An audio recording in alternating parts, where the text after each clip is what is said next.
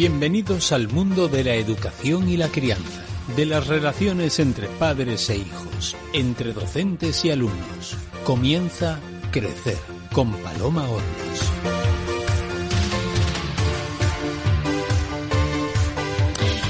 En el instante en que venimos al mundo, cada uno de nosotros, nos convertimos en una puntada más del inmenso tapiz de vínculos que forma la familia y que nos une con todos y cada uno de los miembros de ella. Nuestra historia familiar condiciona nuestra personalidad, nuestras relaciones y nuestro comportamiento. La impronta familiar forja nuestros valores, lo que pensamos sobre nosotros mismos, sobre los demás y sobre nuestra propia vida. Hace más de 20 años que Bert Hellinger comenzó a desarrollar una terapia sistémica denominada constelaciones familiares, cuya curiosa traducción del original alemán define perfectamente su enfoque. Se traduce como colocación de la familia. Nuestro vínculo inconsciente con nuestra familia, la lealtad a nuestros antecesores, puede llevarnos siempre, de forma inconsciente por supuesto, a sacrificarnos donde otros padecieron o a pagar culpas ajenas protegiendo ese mito familiar. ¿Un aspecto positivo? Claro, también lo hay, que ese colocar a la familia nos permite hacernos conscientes de los dones y talentos que hemos recibido de aquellos que nos preceden. Hoy en Crecer hablaremos sobre constelaciones familiares y lo haremos de la mano de uno de sus máximos exponentes en España. Peter Burkin, muy buenos días. Buenos días, Paloma. Encantada de recibirte en este huequecito, en esta que a partir de hoy es tu casa. Peter Burkin, de origen alemán, afincado en Barcelona desde hace más de 25 años, es uno de los consteladores pioneros en España, habiendo impartido pues un millar de talleres y dirigido varios miles de constelaciones. Peter, así de una forma muy breve, porque nos lo vas a desarrollar durante todo el programa, ¿cuál fue la teoría sobre la cual Hellinger desarrolló esta herramienta terapéutica? Buena pregunta. Yo creo que no había una teoría, sino había diferentes fuentes. Pero obviamente él viene de un enfoque sistémico familiar. Esto es una fuente de cual ha vivido. Y la otra es de métodos terapéuticos escénicos, como el psicodrama, la escultura familiar de Virginia Satir, etc. Así que él era un hombre maduro cuando desarrolló este método. Ha tenido unas cuantas formaciones, fuentes, inspiraciones, y de todo esto se nutrió. Soy Paloma Hornos y les doy a ustedes que nos escuchan mi bienvenida al programa de hoy. Lealtad, amor, pertenencia, valores que nos definen como personas pero que a veces nos pueden condicionar nuestra vida. Hoy vamos a descubrir cómo hacer que el origen del desorden salga a la luz. Así que sin más preámbulos, comenzamos.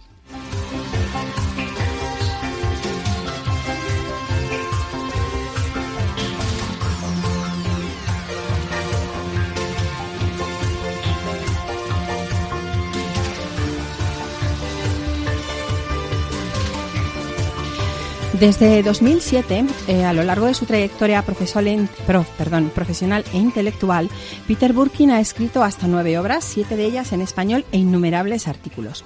Me gustaría, Peter, aprovechar a hacer un recorrido por tu obra para ir desgranando las múltiples facetas que tienes como investigador y terapeuta. Peter Burkin, nuestro invitado hoy, es un experto y pionero en constelaciones familiares en España y con ese enfoque nació su primera obra en el año 2007, Las constelaciones familiares. En 1999, Bert Hellinger presentaba por primera vez en España las constelaciones familiares como herramienta. Peter, cuando llegaron las constelaciones familiares a tu vida, ¿en qué momento estabas? Y sobre todo, ¿cuándo comenzaste a trabajar por esa técnica? Y sobre todo, ¿por qué? Claro. Mira, yo conocí las constelaciones por primera vez todavía viviendo en Alemania. Participé en un par de talleres en 1998 y este también fue el año cuando yo me mudé a vivir aquí en España con mi primera esposa. Entonces, había este libro de Bert Hellinger, Felicidad Dual, mejor dicho, fue escrito por Gunther Weber, pero era el primer libro sobre este tema y lo leí. Y después pensaba, no hay nada de esto aquí en España. Y contacté a Gunther Weber y él me informó, justo ahora, en pocos meses, Bert Hellinger vendría a Barcelona, que fue diciembre 99. Entonces ahí participé y la verdad fue impactante. Fue una experiencia donde después sentí, Peter, no sé qué tiene que ver conmigo, pero sigue el hilo. porque aquí está ocurriendo algo que es importante para mí. Y así fue. O sea que primero, la primera vez que asististe como, no como facilitador, sino como participante, y ahí fue donde te enganchaste. Así es. La traducción de Constelaciones Familiares del original alemán habla de reordenar la familia. En realidad, ¿cuál es el objetivo de las constelaciones familiares? Porque es una herramienta terapéutica de la que mucho se habla, pero creo que hasta que no participas en una, no te haces consciente del potencial y del poder, no sé si sanador o revelador, que tiene toda la energía que se muere. Pero así, en conjunto, para alguien que esté escuchando por primera vez a un experto en constelaciones familiares y que tiene curiosidad sobre ello, cuéntanos, ¿cuál es el objetivo en realidad? El objetivo es relacionarse bien con su propia familia, ¿no? Eso, ninguna familia es un problema, ¿no? Y algunos de nosotros venimos de historias difíciles y familias que se llaman desestructuradas o lo que sea, ¿no? Pero aún así, aunque hubo ahí todas esas historias, una familia como tal no es un problema. Los problemas surgen de cómo yo me relaciono con ellos, cómo me relaciono con mis padres, cómo me relaciono con mis hermanos, con mis ancestros. Entonces, en esencia, se podría decir que las constelaciones familiares es como una forma de ubicarse bien, de relacionarse bien, de encontrar su propio lugar, el lugar adecuado en su sistema familiar. Porque si me ubico allí, la vida se vuelve más sencilla. Cuando hablamos de familia, en constelaciones familiares no nos referimos a la familia directa, hablamos no solamente padres, hijos, hermanos, sino nos vamos a abuelos, bisabuelos, toda nuestra historia, todo nuestro linaje, ¿correcto? Así es. Tanto los presentes como los que ya se fueron forman parte de mi familia. Claro. Al final, no cabe duda que yo he heredado no directamente de mi madre y de mi padre, sino todos nos han parecido, pues tú eres igual que tu abuela, o tenía el abuelo de no sé quién, o el abuelo de tu bisabuelo tenía un carácter parecido, con lo cual, en el fondo, todos somos fruto de esa estirpe. Cuéntanos, ponnos un ejemplo de qué es lo que pasa en una sesión de constelaciones familiares. ¿Cómo comienza? ¿Cómo se desarrolla? ¿Y dónde termina? De una forma muy sencilla, que cualquiera lo pueda imaginar. Lo voy a intentar. Venga, sí, porque sé que me consta, porque he participado en varias, que no es una cosa sencilla de explicar. Por eso te lo agradezco enormemente. Sí, y habitualmente digo a alguien, ¿quieres entender qué son las constelaciones familiares? Pues léeme el libro. Claro. Porque ahí hay 140 páginas o 150 para desarrollarlo, ¿no? En lugar de decirlo en 3 frases. Pero bueno, es un evento que normalmente tiene lugar en formato grupal, quiere decir que hay una sala con varias personas, déjanos decir 20 personas, y la persona que tiene un tema que quiero mirar, ¿no? Se sienta a mi lado y lo primero es que hablamos cuál es el tema, cuál es la dificultad que tienes, que quieres mejorar o resolver. Y muchas veces tiene que ver con relaciones, por ejemplo, ¿no? Tengo un conflicto con mi pareja, o estoy preocupado por mi hijo, o necesito sanar la relación con mis padres, que ya se vuelven ancianos y todavía me cuesta mucho. Esa es una dimensión, y a veces hay otra que es, me está pasando algo, estoy repitiendo algo y no entiendo muy bien de dónde me viene. Pero aquí ocurre, y quizá me viene como una herencia de mi familia, quiero entenderlo, quiero verlo. Así que primero hablamos, aclaramos cuál es el tema y después identificamos como cuáles son las personas relacionadas con el tema. Por ejemplo, quiero mirar mi relación de pareja, porque los dos estamos ahí en la crisis. Entonces la propuesta sería, entre los presentes aquí, elige a alguien para ti y elige a alguien que representa a tu pareja. Colócalas en el espacio central de la sala y vamos a ver cuál es la dinámica de vuestra relación. Así que primero hay una charla preparativa, después entramos en lo que se llama propiamente la constelación familiar, porque ahí es donde Sí. se pone en escena la relación y después observamos qué está ocurriendo entre los representantes, cómo se relacionan. Y aquí ocurre un fenómeno realmente interesante, que el término que utilizamos es la percepción representativa. Quiere decir que alguien que me representa a mí puede percibir sensaciones, emociones que tienen que ver conmigo. Que tiene que ver con la persona que está consultando, no con la propia persona que está representando, ¿correcto? Así es. Curioso. No tiene que ver con la persona misma, sino es como durante un breve lapso de tiempo se mete en la piel de otro Uh-huh. y desde esta experiencia puede manifestar algo como esta otra persona, este otro. Y esto da luz, porque Claro. de esta forma podemos ver que está ocurriendo en esta relación, pero la persona no puede ver de fuera.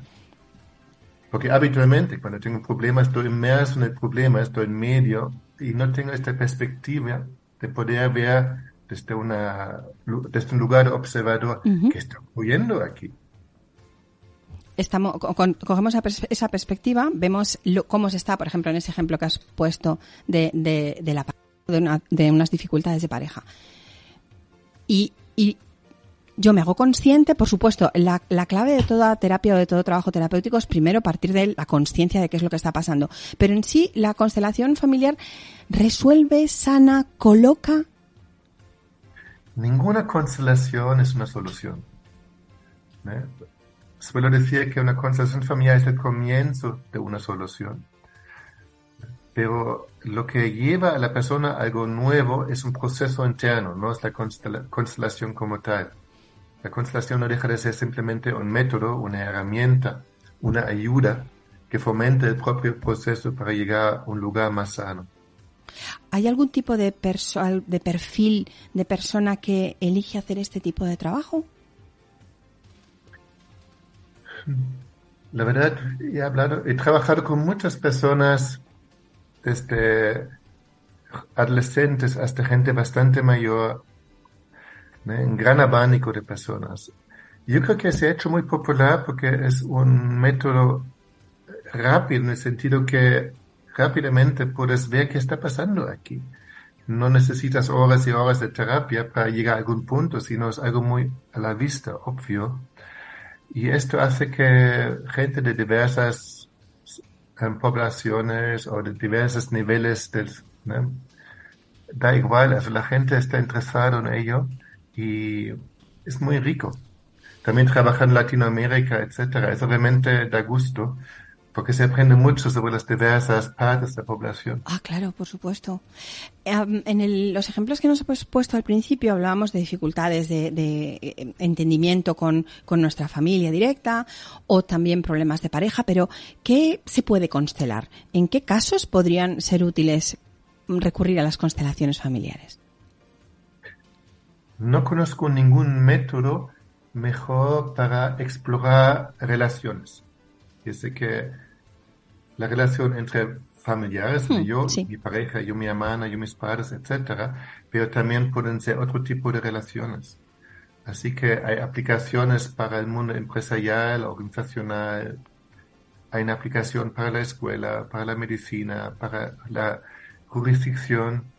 Hay muchas aplicaciones de este método, pero todos tienen en común explorar qué está ocurriendo en esta relación entre una persona y otra. Claro, porque no olvidemos que somos seres sociales y estamos en permanente interacción con los demás y toda esa interacción viene determinada por cómo mi interlocutor, por así decirlo, percibe la situación y cómo yo la vivo.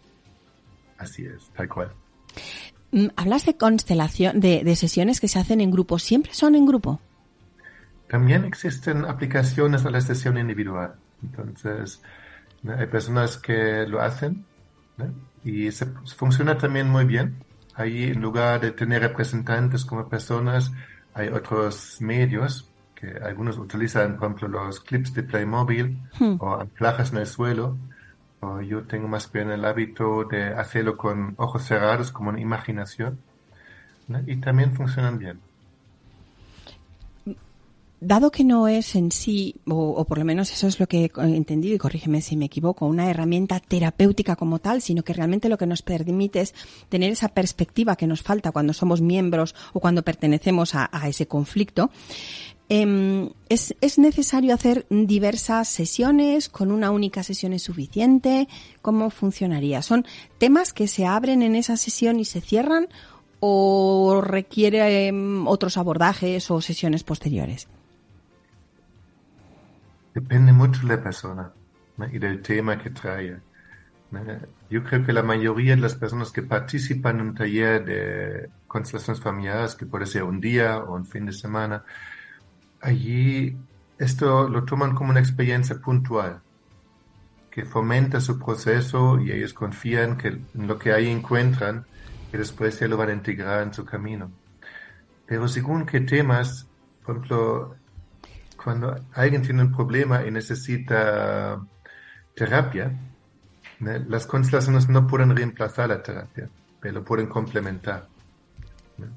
La terapia es encontrarse con su terapeuta durante un cierto tiempo, ¿no? De forma regular, semanalmente o semestralmente, lo que sea, ¿no?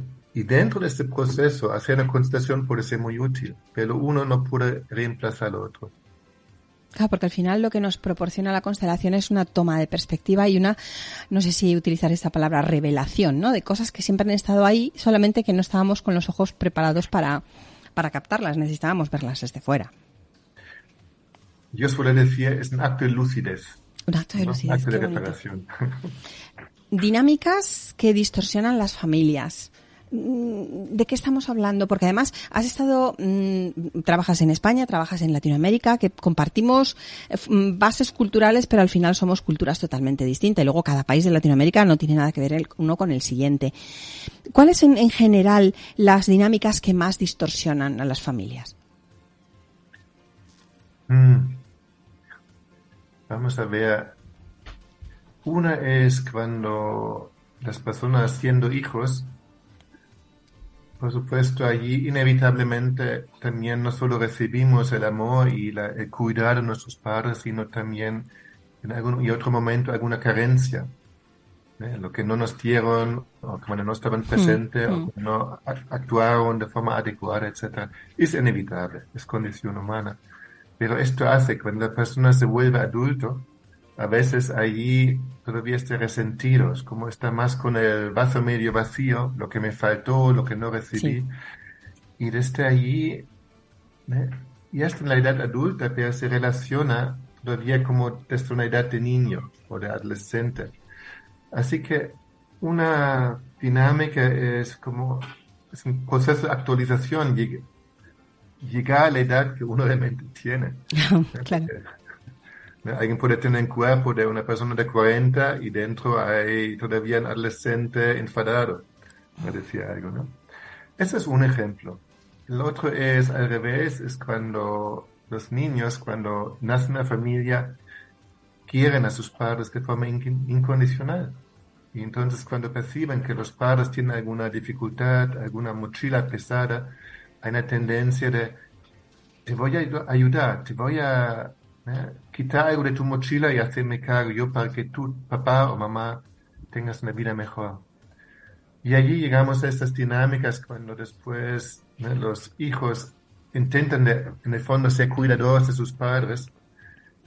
Y esto es una misión imposible. He trabajado con miles de personas, todos fueron hijos en su tiempo, y todavía no he encontrado a nadie que ha conseguido hacer a sus papás más felices. No, ¿verdad?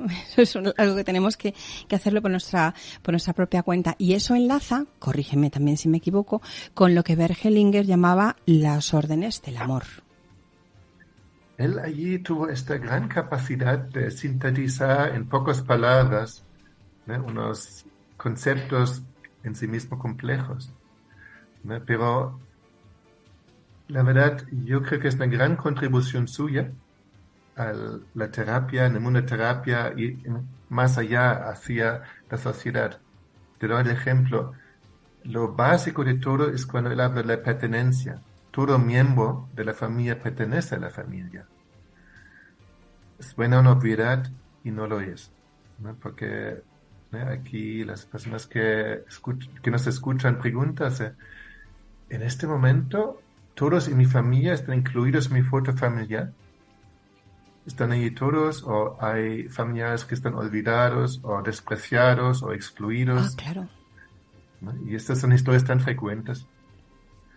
¿No? Y Bert Hellinger dijo que son más los ausentes que tienen influencia en nosotros que los presentes. Also, los que no están incluidos en la foto familiar, para llamarlo así, influyen en nosotros de forma más determinada que incluso nuestros propios padres, etc.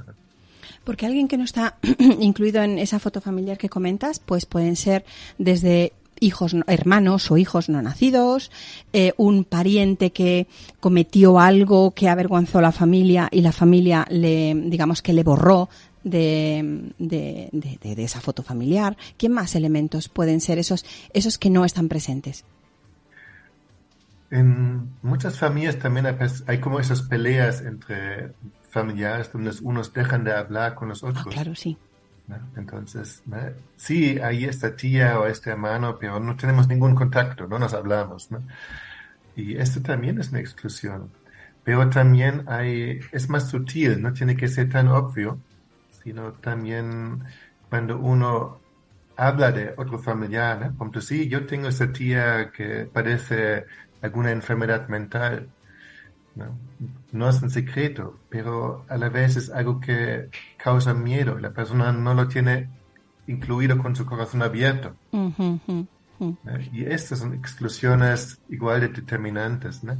¿Los tengo en mi corazón? ¿Sí o no?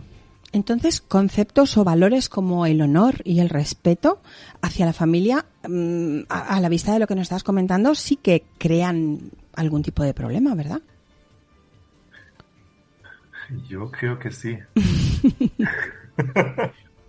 Also, el respeto, allí me surge la palabra más bien aprecio, ¿no? Que respetamos a nuestra familia, que apreciamos, que hemos recibido de ellos y a través de ellos. Pero el honor, defender el honor de una familia, esto nos lleva a un callejón sin salida, ¿no? Donde hay dolor y a veces hasta muertos al final de todo este recorrido, ¿no? Claro, porque hacemos unas historias que no lo eran. Así es, ¿no? Y si miramos en la propia familia, si miramos atrás en línea directa, solo hablando de padres y hijos, las últimas 7 generaciones ya son 512 personas. Una generación más ya son más que 1 millar. Te aseguro, en todas las familias encontramos todo tipo de historias. Gente muy buena, gente mala, que actuó bien, que causó daño, gente que sufrió, gente que pasó una buena vida, gente que mató o se mató a sí mismo. Estas son historias que encontramos en todas las familias. Solo hay que mirar un poco más atrás. Así que mejor dar espacio a ello, reconocerlo y también no hacer de juez, sino de incluirlas. Como complemento a las constelaciones familiares clásicas, que es de las que estamos hablando, se desarrollan las constelaciones intrapsíquicas. Peter Burkin, explícanos qué son eso, qué es ese matiz de las constelaciones no familiares en este caso, sino constelaciones intrapsíquicas. Es una dimensión más, y es que no simplemente es un apéndice, sino realmente es toda una dimensión más, donde no solo miramos las relaciones externas, ¿no? Yo con otra persona, sino las relaciones internas dentro de mí, ¿no? Por ejemplo, aquí tú me presentaste, ¿no? Aquí hablamos con Peter Burkin, ¿no? Como si de uno se tratara una persona, ¿no? Singular. Sí. Pero yo soy muchos Peters y me imagino tú eres muchas palomas. Claro, es verdad. Sí, además no soy la misma ni aquí, ni fuera, ni en mi casa, ni en mi... Claro. Y tanto, ¿no? Cuando hago de docente, soy diferente que estoy en casa con mi pareja o cuando estoy con nuestras hijas, con amigos, etcétera. Y también dentro de mí hay partes como, ¿no? Todos conocemos cuando aparece esta voz crítica que mira lo que haces y te comenta internamente, deberías haberlo hecho mejor, dicho de otra forma, o lo que sea. Quiere decir que hablamos de partes internas o subpersonalidades Y eso también es todo un conjunto. Y lo bello es, se trata de relaciones, igual como relaciones entre familiares, también se pueden constelar las relaciones de estas partes internas de uno y llevar a un proceso de armonizarlos, ¿no? Para que no haya tanto conflicto interno.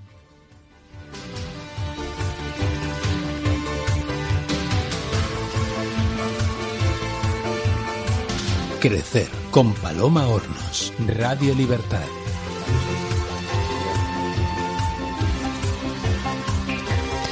Hablamos de todas esas historias que hay dentro de todas las familias, de la mía, de la de Peter y de la de ustedes que nos están escuchando.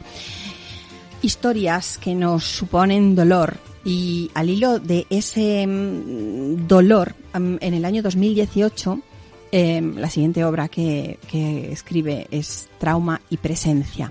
¿Cómo define Peter Burkin qué es un trauma? Porque utilizamos esa palabra también de una forma un tanto aleatoria y creo que no todos somos conscientes de, en realidad, qué queremos decir cuando estamos hablando de trauma. Es cierto. Eso es una palabra que se utiliza mucho, sí. A veces de forma acertada, a veces no. Pero el trauma nos lleva a nuestras heridas más profundas. Quiere decir que en algún momento ocurrió algo donde la persona estaba a la merced de la situación, no tenía ningún control sobre ello, fue una experiencia abrumadora y se sentía en peligro. Y si esta experiencia, que no tiene que ser trauma, pero puede ser traumatizante, si después esta experiencia no se integra en la persona, con el tiempo puede desarrollar síntomas. Entonces hablamos del trastorno de estrés postraumático, TEPT en la psicología, y allí sí que ahora podemos decir aquí hay un trauma. Entonces, si el trauma no depende tanto de lo que ocurrió, sino de las secuelas hoy en día en la persona. Esto para entrar. Sí, por supuesto. Sí, no, todos somos cuerpo, mente y emociones, y en eso estamos, creo que todos de acuerdo. ¿El trauma también tiene esas mismas dimensiones o tiene otras? Porque claro, puede haber un trauma físico, puede haber un trauma emocional, un trauma psicológico, o hay algún aspecto más que se nos escapa. Primero es una experiencia, y esta experiencia deja huella en nuestro cuerpo, en nuestra biología, ¿no? Y nuestra neurología más precisamente, ¿no? Quiere decir que es un impacto en el cuerpo. Si la experiencia no está digerida, por ejemplo, lleva a la consecuencia que nuestro sistema nervioso está alterado. Son personas que con mucha frecuencia están en estado de alerta, se asustan con facilidad, ¿no? Si ahora habría un ruido rápido como una puerta que está pegado por el viento, ¿no? Hay un susto grande. También junto con esto una necesidad de controlar situaciones, de desconfiar del otro, etc. Eso deja secuelas a nivel biológico, a nivel psicológico. Y igualmente la sanación pasa por eso. No puedes sanar el trauma sin el cuerpo y tampoco sin el psique y sin el alma, ¿no? Claro, porque ¿cuál sería la expresión correcta? ¿El trauma se integra, se resuelve, se sana o se digiere, como has dicho hace un instante? ¿Cuál sería la expresión correcta?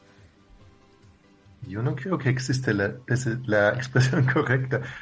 Cada uno intenta captar una faceta de este proceso. Es lo que no se puede decir como quiero borrar esto, quiero que ya no existe, que no forma parte de mi historia o mi biografía, o que ya no veo ninguna secuela en mí, porque todo esto contribuye también a lo que somos. Pero en este sentido, la palabra integrar, darle lugar, ¿no? Sanar las secuelas en el cuerpo para que el sistema nervioso, ¿no? se vuelva a regular de forma correcta, etcétera, son descripciones que me parecen bien. O sea que lo que solemos utilizar, eso de he superado un trauma, superar como tal no se supera porque no se olvida, ¿no? Se queda ahí, es parte de nuestra historia.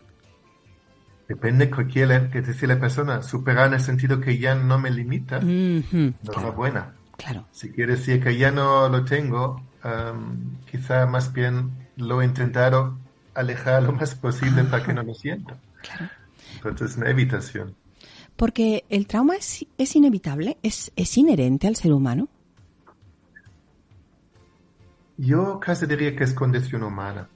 Quiere decir que es sumamente difícil encontrar personas que no han sufrido algún trauma en su vida. Hace un par de años vi aquí en una universidad de Barcelona estaban buscando candidatas para investigar sobre trauma y necesitaban encontrar personas no traumatizadas.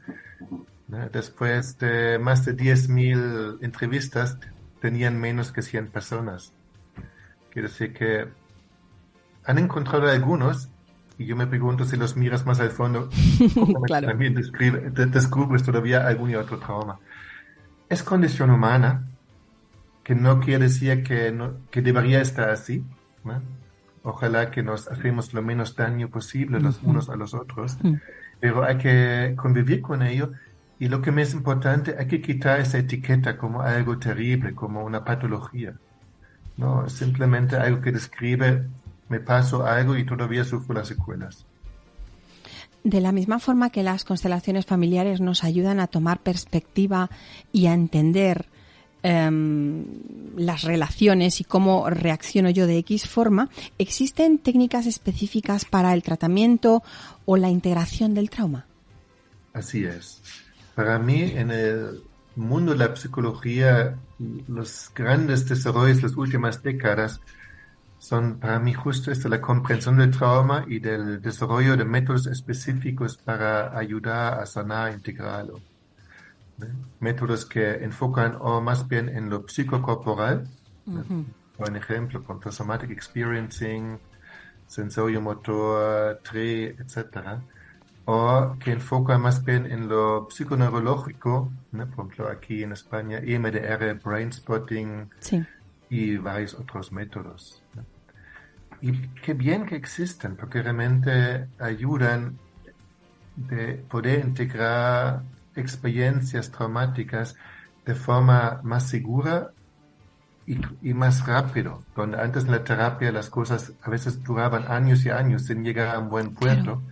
Claro. Esos métodos realmente son eficaces, eso es una contribución importante. Siempre depende que estén en buenas manos, ¿no? Por supuesto. El método y el terapeuta. Sin duda. Y la conexión que se establece con el terapeuta. Porque muchos terapeutas excelentes que quizá vamos y no conectamos, entonces aunque sea muy bueno, será muy bueno y gran profesional, pero no es para nosotros, ¿verdad? Así es. Y enlazando estas dos ideas, la pertenencia a una familia, todas esas personas, miembros de nuestra familia excluidos, más el trauma, nos encontramos con una obra muy interesante publicada en el año 2014 que se titula El gemelo solitario, escrita en colaboración con Carmen Cortés, una compañera tuya. 1 de cada 10 embarazos comienza como un embarazo múltiple, aunque en Europa solo 1 de cada 100 partos acaba siendo de gemelos o mellizos, gemelos, trillizos, etcétera, etcétera. Un 90% de gemelos o mellizos, como decíamos, se pierden durante el embarazo. La mayoría se malogran antes de la 10ª semana, no dejando rastro alguno al ser un embrión que se reabsorbe en el útero de la madre. 1 de cada 10, durante mucho tiempo, mejor dicho, se ignoró por completo los efectos que podría tener esta pérdida para el gemelo sobreviviente. Solo en los últimos años han aparecido las primeras investigaciones o publicaciones al respecto, y uno de los investigadores más sobresalientes sobre este tema es precisamente nuestro invitado Peter Burkin. 1 de cada 10 personas empiezan la vida acompañados por un gemelo o un mellizo y de repente se quedan solitos. ¿Qué efecto tiene esa pérdida para el niño que acaba naciendo y que, bueno, se tuvo que despedir de su compañero de viaje? No se puede subestimar este efecto, ¿no? Yo distingo los humanos en dos grupos. Unos son gemelos y otros son no gemelos. Para los no gemelos que fueron concebidos como bebé único, su primera relación en vida es con su mamá. Pero para una persona que fue concebida en un embarazo gemelar o múltiple, la primera relación en su vida es con su hermanito. Y cuando nacen dos gemelos, y yo me he encontrado con madres o padres que tienen hijos gemelos o mellizos, con frecuencia cuentan como... Es como si no me necesitan mucho, están tan enfocados el uno al otro que yo como madre estoy en segundo plano. Y esto es una manifestación, ¿no?, de esto, que el gemelo llegó primero. Así que, ¿qué ocurre cuando una persona empieza la vida acompañada por un hermanito y después, al largo de la gestación, lo pierde? Tiene tres experiencias básicas. Una es esta convivencia con el otro, Sí. ¿no?, que fueron días, semanas, meses, y suele ser una experiencia de sumo bienestar, de felicidad. A veces digo, los no gemelos no saben que se han perdido. Claro. Después presencian el morir de su hermanito desde muy de cerca, sin poder hacer absolutamente nada, que suele ser una experiencia fuerte, ¿no?, abrumadora, Ujú. puede causar mucho miedo, ¿no?, puede causar después sensaciones de culpa, no he hecho lo suficiente para salvarle, etcétera, o porque vivo yo y no el otro, ¿no? Aquí hablamos de la culpa del superviviente. Y después, en la tercera etapa, hay esta experiencia de soledad, ¿no? La gestación sigue adelante, pero el bebé está ahí solo, echa de menos al otro que ya no está, y está durante el tiempo hasta que llega el nacimiento en este estado. Y con todo esto nace. Sí. Es decir, que ya no es una hoja en blanco que a partir de ahora se escribe su historia, sino ya ha tenido unas experiencias importantes que forman la base de su personalidad después, ¿no? Ujú. Así que ahora alguien podría decir, ¿no?, pero esto fue en el primer trimestre, esto fue muy comienzo, poco tiempo. ¿Cómo es que sea tan importante? Pero no hay que olvidar que la percepción del tiempo, que sabemos que es ayer, hoy, mañana, es algo que desarrollamos más o menos a los 3 años. Antes no tenemos noción del tiempo, solo existe la hora, y 3 semanas o 3 meses es una eternidad Ujú. para un recién Claro. nacido, por ejemplo. Así que mucho tiempo y como tal experiencias importantes. ¿Y eso cómo se traslada en ese niño que se convierte en un adulto, que despidió a su compañero de viaje, como digo, antes de nacer? ¿En qué puede modificar o modular o afectar a su comportamiento, a sus emociones, al concepto de sí mismo como adulto? Frecuentemente hay ciertas emociones o sentimientos más bien que le acompañan durante mucho tiempo en su vida. Yo los llamo como viejas compañeras. Por ejemplo, la sensación de soledad, la sensación que algo o alguien falta, Mm. la sensación o una melancolía, una tristeza que acompaña a esta persona, la sensación de sentirse diferente que los demás, ¿no? Y también muchas veces un enfado, como un enfado con la vida misma en última instancia, como esto no debería ser así, y combinada con una sensación de culpa, ¿no? Esto de sentirse muy fácilmente culpable o hiperresponsable de todo, ¿no? Muy resumido, por supuesto, cada uno de estos sentimientos podría tener diferentes causas, ¿no? Es fácil ver que puede surgir de diferentes experiencias, pero cuando hay como un cuadro donde la persona se identifica con muchos de estos sentimientos, pues quizá no viene todo de mamá y papá, sino quizá ya viene de antes. Claro. Y quizás son secuelas simplemente de una experiencia temprana siendo gemelo. En lo que a comportamiento se refiere, cuando digo a comportamientos, en cómo enfoca la vida a las personas, a un terapeuta experto, como es tu caso, ¿puedes identificar o puedes tener idea de que alguien pudiera ser un gemelo sobreviviente o no es tan sencillo?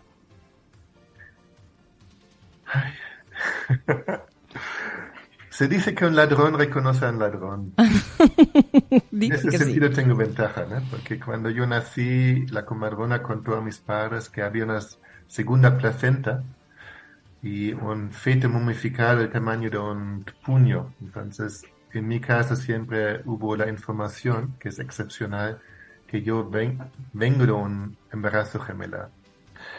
Y como tal, conozco este terreno muy bien. Y allí tengo una cierta ventaja porque puedo, a veces casi como digo, este vuelo del mismo establo, ¿no? Esto es Sí, sí. como algo ahí parecido que llama la atención. A la vez estoy muy cauto de cielo porque cuando alguien proyecta su propia historia en el mundo, lo va a encontrar por todas partes. Efectivamente. Entonces, en el fondo solo lo digo cuando no tengo otra opción, cuando es tan obvio que me digo a mí mismo, si hago no lo digo, impido que la otra persona tiene una información relevante. Pero incluso así suelo decirlo como una hipótesis. A mí me da la impresión que esto podría ser tu historia, ¿no? Y te invito a explorarlo. Hablas de, mejor dicho, publicaste en el 2014 El gemelo solitario y creo que lo hablas desde la absoluta experiencia, porque nos has comentado como tal. Vivir 9 meses con tu gemelo momificado creo que puede ser de las cosas más impactantes que alguien puede vivir. Porque está sin estar, ¿verdad? Sí, eso si la pérdida es en el primer trimestre, sí. Lo que queda el otro gemelo es tan pequeñño, ¿no? Muchas veces es como un garbanzo o algo así, que es tan pequeño que estaría absorbido por por útero, ¿no? O por la placenta, prácticamente no deja rastro. En mi caso, como creo que mi gemelo se murió al 5º, 6º mes del embarazo, más avanzado, entonces el último trimestre yo conviví con este feto momificado. Y en algún momento de mi propio proceso decidí hacer como un entierro simbólico. Y utilicé una figura que tenía para enterrar este cuerpecillo. Y fue una experiencia interesante, porque después sentí como, ahora el espacio es para mí. Claro. Tengo el espacio para mí, mientras que antes era como, tengo algo de espacio. Claro, claro. Y este era muy sentido, no es algo, ahora a posteriori puedo poner palabras y reflexionar sobre ello, pero eran sentir. Y como tal fue una experiencia liberadora para mí. Y precisamente al hilo de eso, un gemelo sobreviviente cuando logra integrar la pérdida, como en tu caso nos has comentado, la pérdida o el trauma, porque en el fondo es de lo que estamos hablando, ¿en qué mejora su vida? Deja de ser tan perfeccionista, tan temeroso, tan culpable.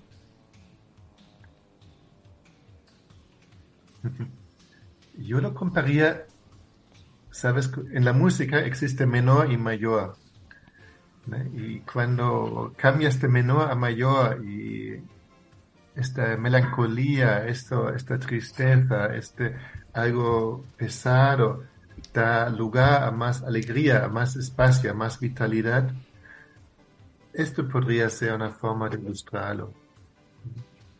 Así que para un gemelo solitario darse cuenta que lo es, y después encontrarse a sí mismo, poder distinguirse de su gemelo que murió, yo lo encuentro como un proceso muy liberador. Se vive claramente más plenamente después. Claro.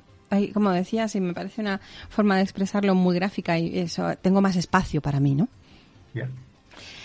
Y cerrando esas 9 obras que has publicado a lo largo de toda tu trayectoria, recientemente has publicado ¿Quién soy?, de la disociación a la integración, de la mano de la editorial Vergara, en colaboración con Mario Salvador. Si trauma nos lo has definido ya, ¿qué relación tiene con la disociación y qué es una disociación? Una secuela típica, o quizás la secuela central de una experiencia traumática es que fue tan abrumadora que me deja como a la merced. Quiere decir que es demasiado, fue demasiado intenso, demasiado grande, demasiado rápido, y nuestra manera de poder superarlo es, lo desdeseamos, que es no lo quiero sentir, no lo quiero recordar. Uh-huh. Pongo como en el sótano de mi existencia, sí. La encierro bajo llave y si no lo toco mejor, porque cada vez cuando me la toco es muy doloroso y me despierta de nuevo estos recuerdos de entonces. Y allí entramos en una disociación. Quiere decir que una parte mía ya no hay permiso de sentirlo, de conectar con ello, de relacionarme con. Y se podría decir que cuando alguien sufre un trauma y se disocia, esta parte disociada tiene la misma edad en que ocurrió esta experiencia. Quiere decir que si alguien por la edad de 4 años sufre una experiencia, ¿no? Que el niño está ingresado en un hospital durante un mes por alguna necesidad, sea cual sea, ¿no? Y después sale del hospital 4 meses, o un mes después, ¿no? Para el niño es una experiencia muy fuerte de separación, de abandono, ¿no? Sus padres le están cuidando, pero él no lo sabe, él lo percibe como, me han dejado solo. Sí. ¿No? Y después este niño crece, se vuelve un adulto, ¿no? Pero dentro de este adulto hay niño de 4 años, ¿no?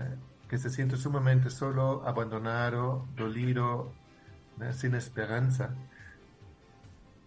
Y esto, por ejemplo, al adulto puede causar desconfianza, dificultad de entregarse a una relación, etcétera, etcétera. Quiere decir, esta persona no se quiere recordar de este niño de 4 años, pero si no conecto con él, si no me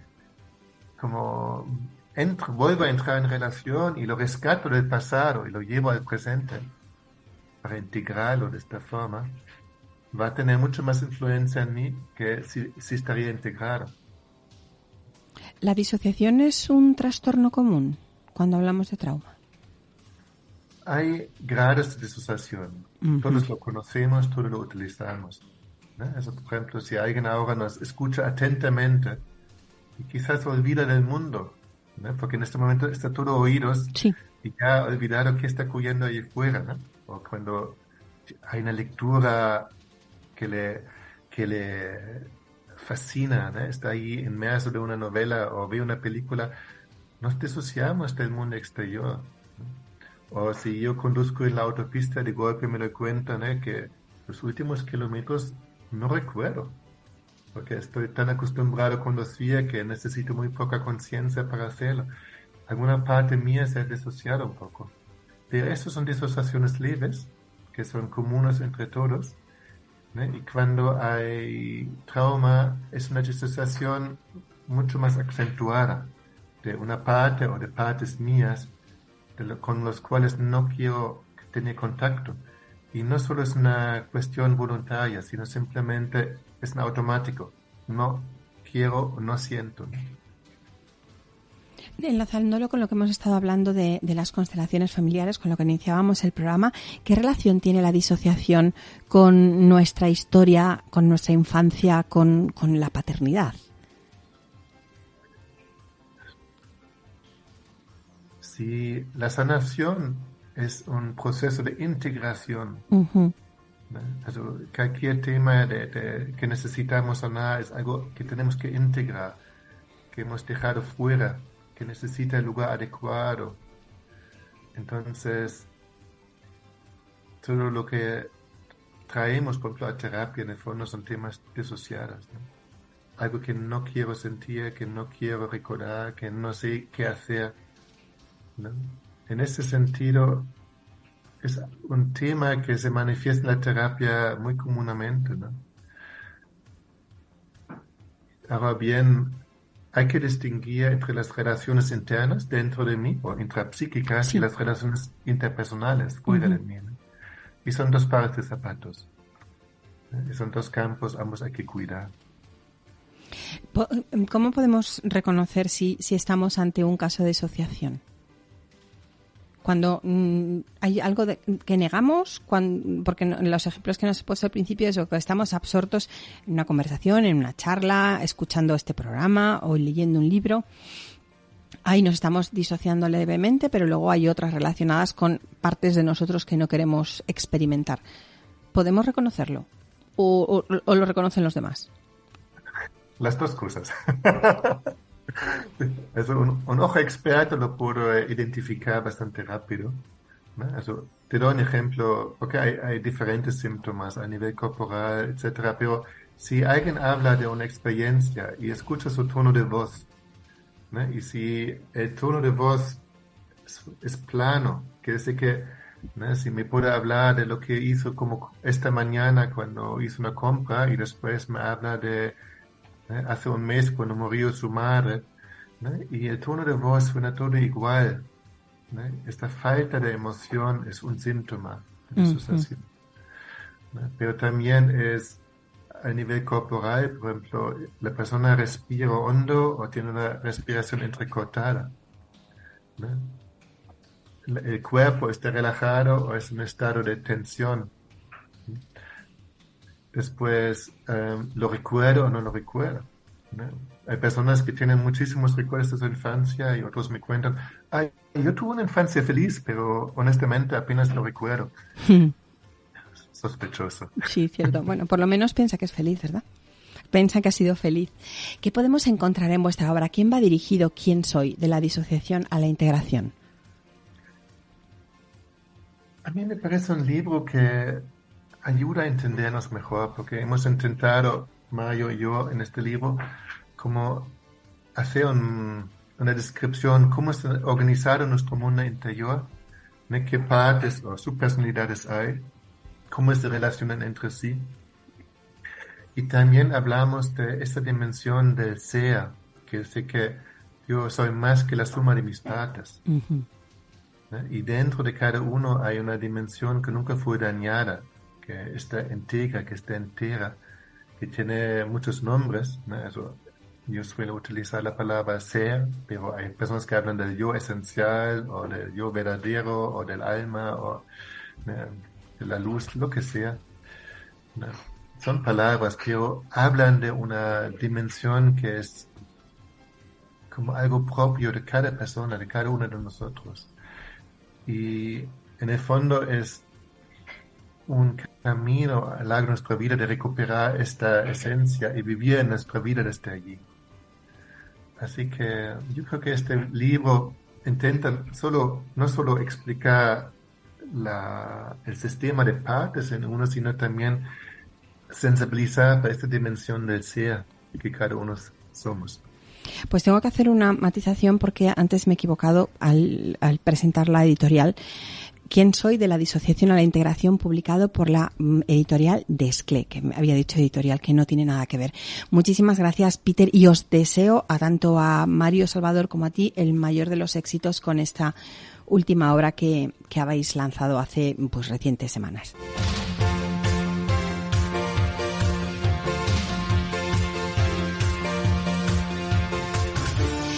En palabras del propio Bert Hellinger, quien se mantiene en el reproche espera la solución desde fuera, por lo que se desconecta de su alma. Quien renuncia al reproche se halla ante su propia culpa y ante las consecuencias de su hacer. De ahí viene la fuerza. En el programa de hoy hemos explorado la trayectoria de Peter Burkin a través de sus obras y sus proyectos, y de su mano hemos descubierto las constelaciones familiares, un camino para descubrir los lazos y fuerzas invisibles que van pasando inconscientemente de generación a generación. Muchísimas gracias, Peter, por compartir con nosotros desayuno y charla en el día de hoy y, como no, gracias a ustedes que nos escuchan fieles cada semana. La belleza de las constelaciones familiares radica en que es un trabajo en comunidad, un poquito como el nuestro en este programa. Juntos, ustedes escuchando y nosotros compartiendo, hacemos un trabajo. Y todos los que hemos participado nos acabamos llevando algo. Hasta aquí el programa de hoy. Recuerden, tenemos una nueva cita la semana que viene. Desayunamos juntos cada domingo a las 9 de la mañana en Crecer con Paloma Hornos.